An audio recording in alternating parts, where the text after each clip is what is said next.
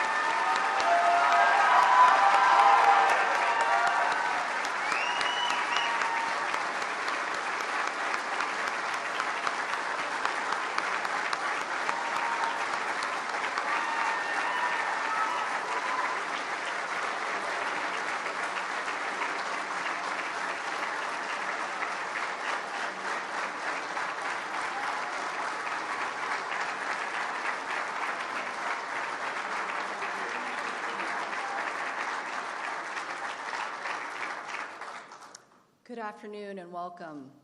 Today we have the great privilege of hosting President Donald Trump and Vice President Mike Pence at CIA headquarters. Since our founding nearly 7 decades ago, CIA's relationship with the President has been essential to our nation's strength and security.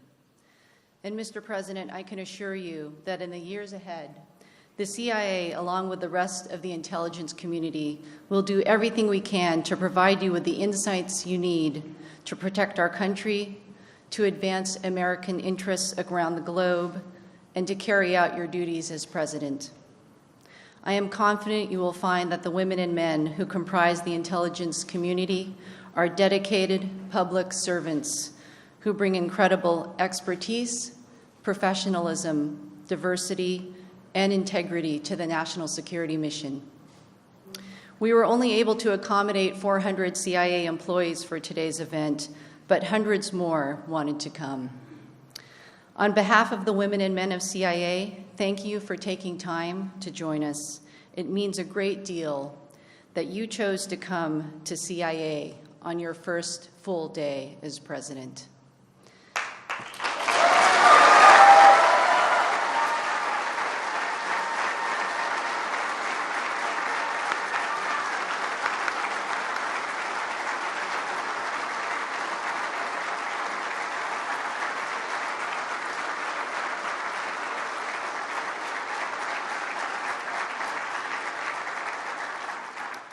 And now it is my pleasure and privilege to introduce the Vice President of the United States, Mike Pence.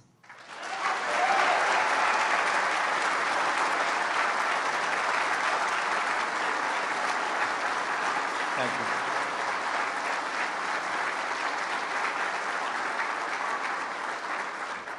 Thank you to the Acting Director, Maroy Park. Thank you for 27 years serving the United States of America here at CIA with great distinction.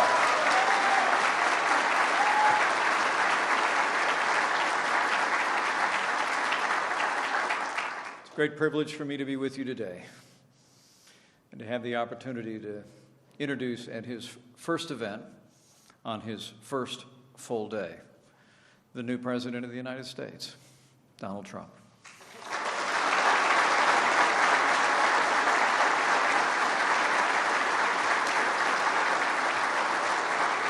As you can imagine, it's deeply humbling for my family and I to find ourselves in this role. I'm grateful to our new president for the opportunity he's given me and the opportunity the American people have given us to serve. But it's especially humbling for me to be before all of you today, men and women of character who have sacrificed greatly, and to stand before this hallowed wall, this memorial wall, where we remember 117 who paid the ultimate sacrifice for our freedom. I can assure you, this new president and our entire team recognizes and appreciates the sacrifices of all of the men and women of the intelligence community of the United States of America.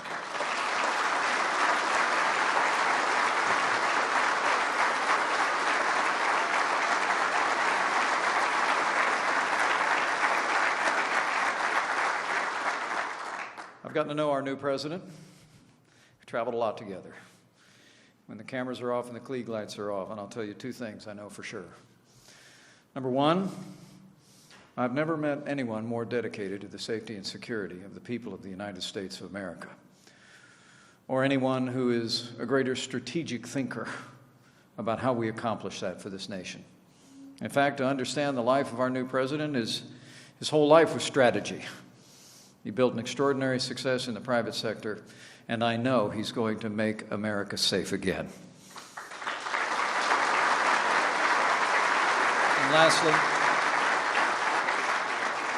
And lastly, I can honestly tell you, all my years serving in the Congress, serving as governor of my home state, traveling across the country and seeing the connection that he's made to men and women who serve and protect in every capacity in this country. I've never met anyone with a greater heart for those who every day, in diverse ways, protect the people of this nation through their character and their service and their sacrifice. And so let me say, it is my high honor and distinct privilege to introduce to all of you the President of the United States.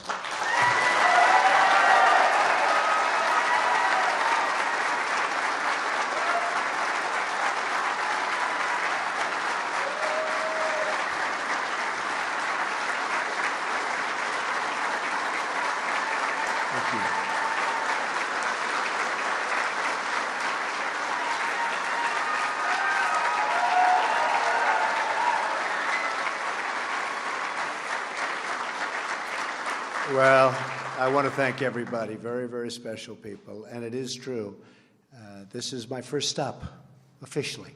We're not talking about the balls, and we're not talking about even the speeches, although they did treat me nicely on that speech yesterday. I always call them the dishonest media, but they treated me nicely. But I want to say that there is nobody that feels stronger about the intelligence community and the CIA than Donald Trump. There is nobody.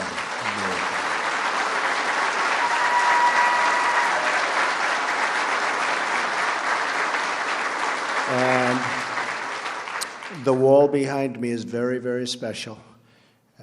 We've been touring for quite a while.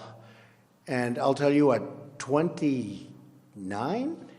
I can't believe it. Oh, 28. We better reduce it. But that's amazing. And we really appreciate what you've done in terms of showing us something very special. And your whole group. These are really special, amazing people. Very, very few people could do the job you people do. And I want to just let you know, I am so behind you. And I know maybe sometimes you haven't gotten the backing that you've wanted. And you're going to get so much backing. Maybe you're going to say, please don't give us so much backing. Mr. President, please, we don't need that much backing. But you're going to have that, and I think everybody in this room knows it.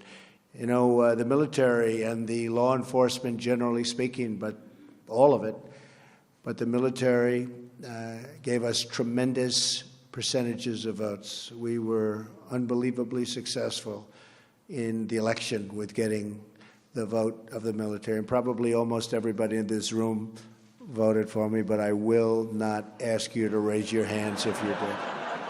But I would guarantee a big portion, because we're all on the same wavelength, folks. We're all on the same wavelength, right? Who knows? Took Brian about 30 seconds to figure that one out, right? Because we know we're on the same wavelength. But we're going to do great things. We're going to do great things. We've been fighting these wars for longer than any wars we've ever fought. We have not used the real abilities that we have. We've been restrained. We have to get rid of ISIS. We have to get rid of ISIS. We have no choice. Radical Islamic terrorism, and I said it yesterday, has to be eradicated, just off the face of the earth. This is evil. This is evil.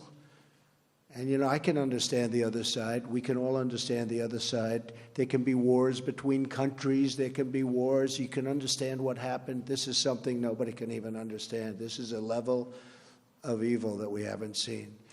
And you're going to go to it, and you're going to do a phenomenal job. But we're going to end it. It's time. It's time right now to end it. You have somebody coming on who is extraordinary. You know, for the different positions of secretary of this and secretary of that and all of these great positions, I'd see 5, 6, 7, 8 people. And we had a great transition. We had an amazing team of talent. And by the way, General Flynn is right over here. Put up your hand, Mike. What a good guy.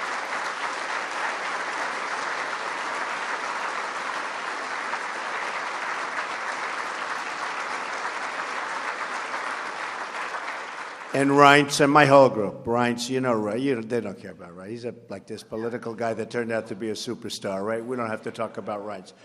But we did. We had just such a tremendous, tremendous success. So when I'm interviewing all of these candidates that Reince and his whole group is putting in front, it went very, very quickly. And in this case, went so quickly because I would see 6 or 7 or 8 for Secretary of Agriculture, who we just named the other day, Sonny Perdue, former governor of Georgia, fantastic guy. But I'd see 6, 7, 8 people for a certain position. Everybody wanted it. But I met Mike Pompeo, and it was the only guy I met. I didn't want to meet anybody else. I said, cancel everybody else. Cancel. Now, he was approved essentially, but they're doing little political games with me. You know, he was one of the 3. Now, last night, as you know, General Mattis, fantastic guy, and General Kelly got approved.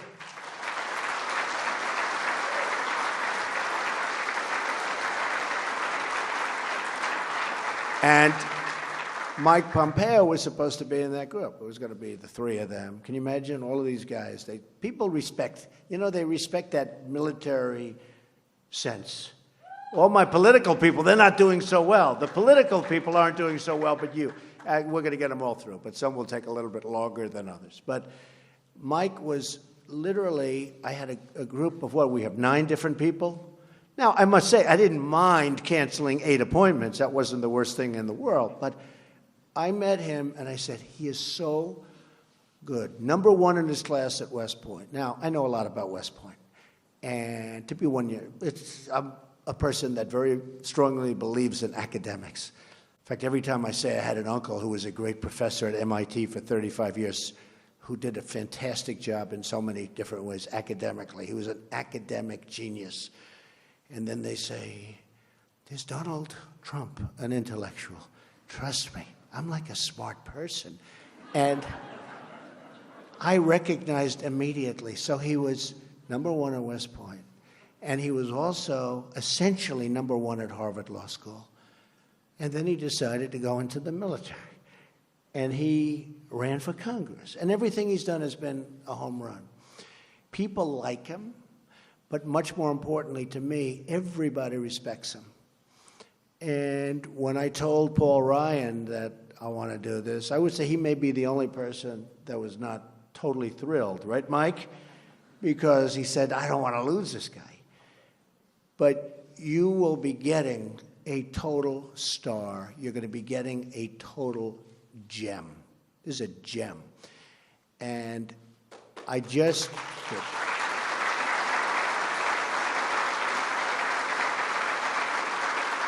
You'll see. You'll see. And many of you know him anyway, but you're going to see. And again, we have some great people going in, but this one is something going to be very special because this is one, if I had to name the most important, this would certainly be perhaps, you know, in certain ways you could say my most important. You do the job like everybody in this room is capable of doing.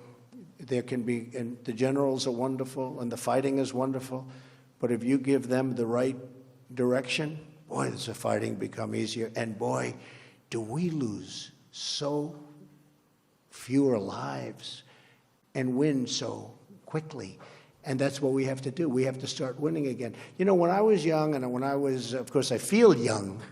I feel like I'm 30, 35, 39. Somebody said, "Are you young?" I said, "I think I'm young." You know, I was stopping when we were in the final month of that campaign, 4 stops, 5 stops, 7 stops, speeches in front of 25, 30,000 people, 15,000, 19,000 from stop to stop. I feel young. But when I was young, and I think we're all sort of young, when I was young, we were always winning things in this country. We'd win with trade. We'd win with wars. At a certain age, I remember hearing from one of my instructors, the United States has never lost a war. And then after that, it's like, we haven't won anything. We don't win anymore. The old expression, to the victor belong the spoils. You remember I always used to say, keep the oil. I wasn't a fan of Iraq. I didn't want to go into Iraq. But I will tell you, when we were in, we got out wrong. And I always said, in addition to that, keep the oil. Now, I said it for economic reasons. But if you think about it, Mike, if we kept the oil, you probably wouldn't have ISIS because that's where they made their money in the first place. So we should have kept the oil. But, okay. Maybe you'll have another chance. But the fact is, you should have kept the oil. I believe that this group is going to be one of the most important groups in this country toward making us safe, toward making us winners again, toward ending all of the problems. We have so many problems that are interrelated that we don't even think of, but interrelated to the kind of havoc and fear that this sick group of people has caused. So I can only say that I am with you 1,000%. And the reason you're my first stop is that, as you know, I have a running war with the media. They are among the most dishonest human beings on earth. Right?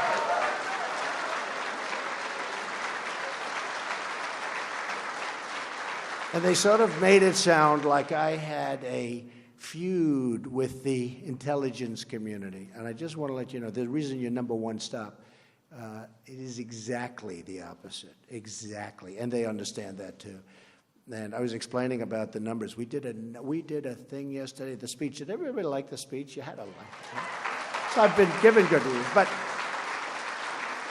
we had a massive field of people. You saw that. Packed. I get up this morning, I turn on one of the networks, and they show an empty field. I said, wait a minute. I made a speech. I looked out. The field it looked like 1.5 million people. They showed a field where there were practically nobody standing there. And they said, Donald Trump did not draw well. I said, it was almost raining. The rain should have scared him away, but God looked down and he said, we're not going to let it rain on your speech. In fact, when I first started, I said, oh, no. First line, I got hit by a couple of drops. And I said, oh, this is too bad, but we'll go right through it. But the truth is that it stopped immediately. It was amazing. And then it became really sunny. Then I walked off, and it poured right after I left. It poured. But, you know, we have something that's amazing because we had... It looked like 1.5 million people, whatever it was. But it went all the way back to the Washington Monument. And I turn on, and by mistake, I get this network. And it showed an empty field. And it said, we drew 250,000 people. Now, that's not bad, but it's a lie. We had 250,000 people literally around, in the little bowl that we constructed. That was 250,000 people. The rest of the, 20-block area all the way back to the Washington Monument was packed. So we caught them, and we caught them in a beauty. And I think they're going to pay a big price. We had another one yesterday, which was interesting. In the Oval Office, there's a beautiful statue of Dr. Martin Luther King. And I also happen to like Churchill, Winston Churchill. I think most of us like Churchill. Doesn't come from our country, but had a lot to do with it, helped us, real ally. And as you know, Churchill's statue was taken out, the bust. And as you also probably have read, the Prime Minister is coming over to our country very shortly, and they wanted to know whether or not I'd like it back. I'd say absolutely, but in the meantime, we have a bust of Churchill. So a reporter for Time magazine, and I have been on their cover like 14 or 15 times. I think we have the all-time record in the history of Time magazine. Like if Tom Brady's on the cover, it's one time because he won the Super Bowl or something, right? I've been on for 15 times this year.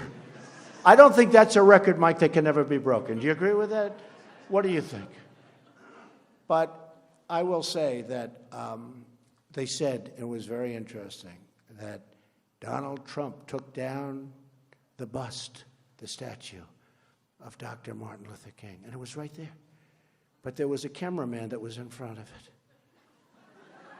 So Zeke from Time magazine writes a story about I took down. I would never do that because I had great respect for Dr. Martin Luther King. But this is how dishonest the media is. Now, big story, the retraction was like where? What, was it a line, or do they even bother putting it in? So I only like to say that because I love honesty. I like honest reporting. I will tell you, final time, although I will say it when you let in your thousands of other people that have been trying to come in, because I am coming back, we may have to get you a larger room. We may have to get you a larger room. You know? And maybe it'll be built by somebody that knows how to build, and we won't have columns. Do you understand that? We get rid of the columns. But no, I just wanted to really say that I love you. I respect you. There's nobody I respect more. You're going to do a fantastic job, and we're going to start winning again, and you're going to be leading the charge. So thank you all very much. Thank you, beautiful. Thank you all very much. Have a good time. I'll be back. Thank you.